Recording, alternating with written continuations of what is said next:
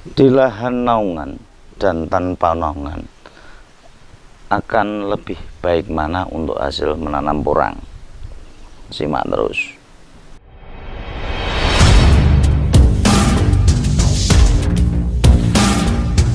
Assalamualaikum warahmatullahi wabarakatuh. Untuk tanaman porang, ini tanaman yang mungkin lagi booming ya. Untuk beberapa tahun ke belakang ini banyak yang baru mengenal, tapi untuk membudidayakan itu sendiri masih banyak kendala, karena pengalaman kami ya tidak seenak cerita orang-orang yang ada YouTube untuk penanaman porang itu, karena banyak sekali petani-petani yang pada awalnya mungkin faktor-faktor yang belum tahu. Dan begitu mudahnya orang berbicara, karena tanaman porang itu tanaman yang sangat gampang ditanam ya, pada dasarnya ditaruh aja sudah tumbuh. Nah, di situ akhirnya orang juga mengibaratkan porang itu seperti tanaman biasa ya, kayak singkong ditancepin nanti sudah tumbuh, sudah menghasilkan hasil ya. Beberapa petani yang mungkin di sekitar sini ada beberapa contoh ya, mungkin ada teman kita yang di sekitar sini itu kemarin menanam dengan bibit jumlah 80 kilo, untuk katanya cuma 12 kilo. Terus ada yang menanam juga 15 kilo, katanya cuma dapat 2 kilo. Dan faktor-faktor yang menyebabkan itu karena ya dari awal mengertinya tanaman itu kayak gitu, bisa ditanam dengan begitu mudahnya, sehingga kita membiarkan tanam apa adanya.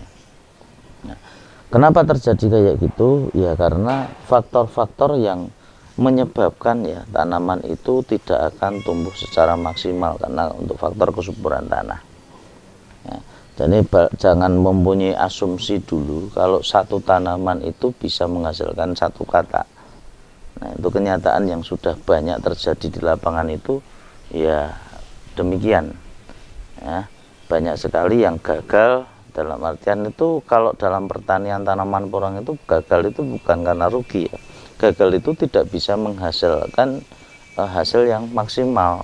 Nah, atau mungkin dengan modal, dengan hasil yang ditanam pun akan akhirnya impas, itu kita katakan gagal ya.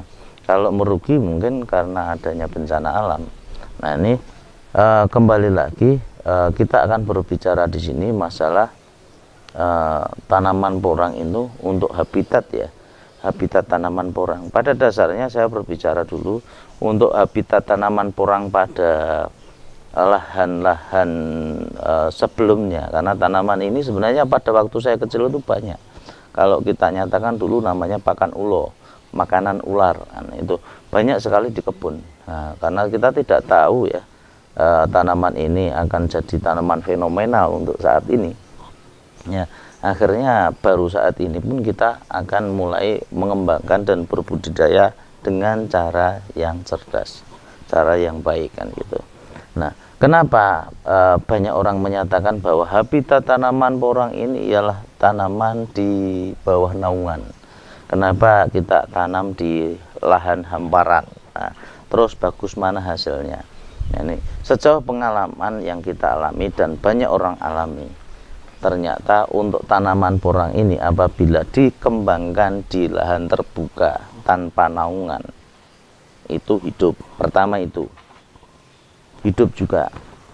Terus yang kedua, tanaman yang biasanya ditanam di lahan tanpa naungan ini hasilnya akan lebih banyak, lebih besar, cenderung untuk batangnya lebih pendek, secara batang kelihatannya kurang bagus, tapi untuk hasil jauh lebih maksimal. Nah, ini sangat berbeda sekali dengan tanaman-tanaman yang ada di bawah naungan. Tanaman di bawah naungan cenderung untuk batangnya besar, kokoh, tinggi, secara umbinya tidak sebesar yang di lahan tanpa naungan kan gitu. Nah, terus kenapa terjadi demikian? Nah, setelah kita terjun di dalam porang itu, akhirnya kita tahu kenapa porang pada habitat aslinya itu adanya cuma di bawah naungan. Kenapa tidak di luar naungan? Jarang sekali ada kan gitu. Nah, ini salah satu bibit kata ya. Nah, ini sifat kata ini ternyata ya sangat mudah untuk ditanam, tapi juga sangat lumayan susah untuk dirawat. Nah, tanaman porang pada dasarnya memang tumbuh di bawah naungan, itu tempatnya sejuk, tempatnya lembut dan sebagainya. Nah, habitat asli terjadi di situ. Dan apabila sudah membentuk katak atau membentuk spora, nah ini bibit-bibit ini yang bagus itu ialah bibit yang dorman alami. Mungkin karena di habitat alamnya itu juga secara alam liar, secara otomatis bibit ini tumbuhnya juga alami. Nah, terus kenapa yang tumbuh itu cuma di bawah naungan, yang di lapangan datar kok tidak bisa tumbuh? Nah, ini setelah kita lihat ya, bibit kata ini ialah bibit yang tidak mau kena sinar dijemur lama-lama ya, karena apabila kita sudah dijemur lama-lama, prosesnya beberapa hari atau mungkin panasnya terik sekali, ini itu kayak dimasak ya, dimasak.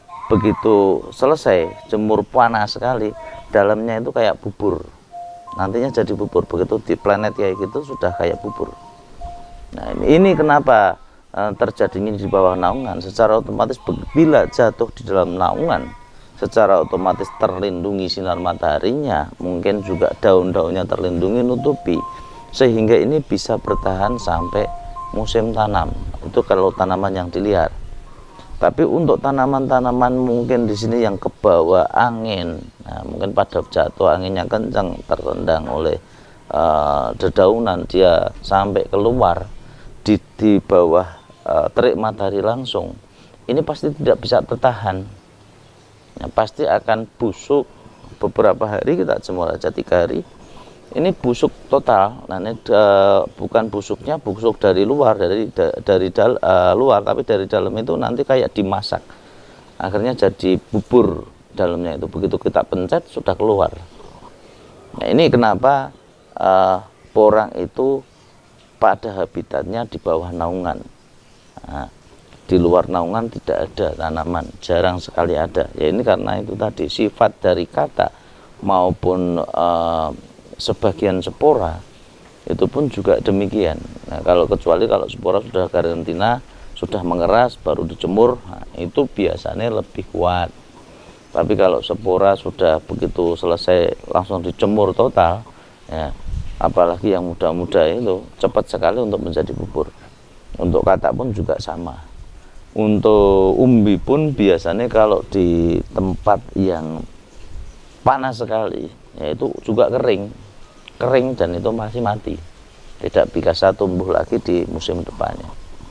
Itu ya untuk mengenal habitat dari tanaman porang. Jadi tolong disimak untuk penanaman tanaman porang ini yang ada di sawah ya. Kita juga pernah nanam di sawah, di kebun. Nah, ini kebunnya juga terik sekali, hampir sama dengan di sawah. Di MDPL 50, 60, 100 sampai ya MDPL 700 itu masih bisa ditanami.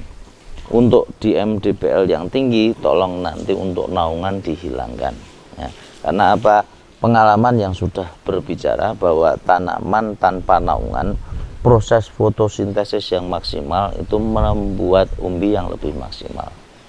Nah, kalau saya disuruh memilih MDPL di atas dengan MDPL di bawah, lebih enak mana? Saya pilih MDPL di bawah, karena itu pun kualitas untuk umbi, kualitas untuk hasil katak ya, ini pun juga berbeda.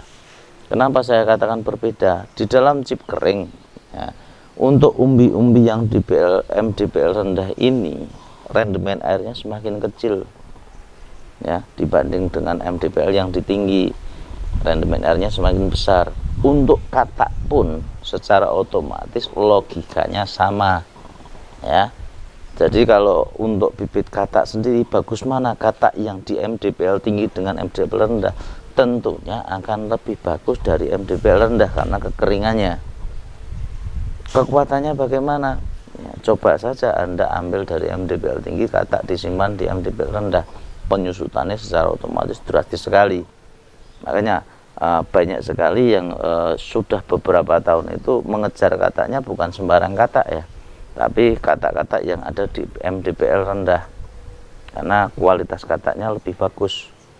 Nah, kualitas kata yang bagus dan sebagainya, apakah harus ada satu tempat ya, ada suatu tempat tertentu yang itu menyatakan kualitas katanya kualitas satu? Pada dasarnya tidak demikian ya, karena lihat saja untuk kenyataan yang ada ya.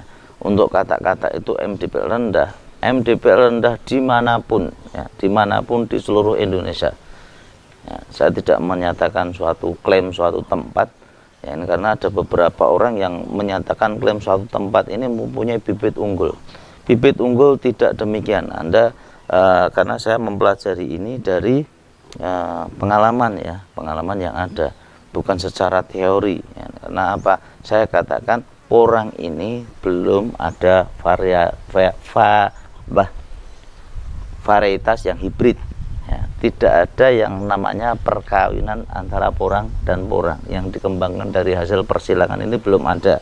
Semua ialah porang secara alami dan kita kembangkan secara organik dan alami ya. Jadi Anda mungkin kita infokan untuk habitat aslinya porang dan penanaman pada kenyataannya yang kita alami berdasarkan apa yang kita alami ya. Saya berbicara di sini berdasarkan dengan yang kita alami. Untuk kualitas ya, untuk hasil tadi MDPL rendah, untuk kualitas umbi di MDPL rendah, untuk kualitas kata di MDPL rendah lebih bagus, lebih maksimal, lebih kering, kadar airnya lebih turun. Semua sepakat dengan adanya tempat yang lebih kering, secara otomatis hasilnya pun juga akan lebih maksimal. Mungkin dari saya itu. Terima kasih. Billahi taufiq wal hidayah. Assalamualaikum warahmatullahi wabarakatuh.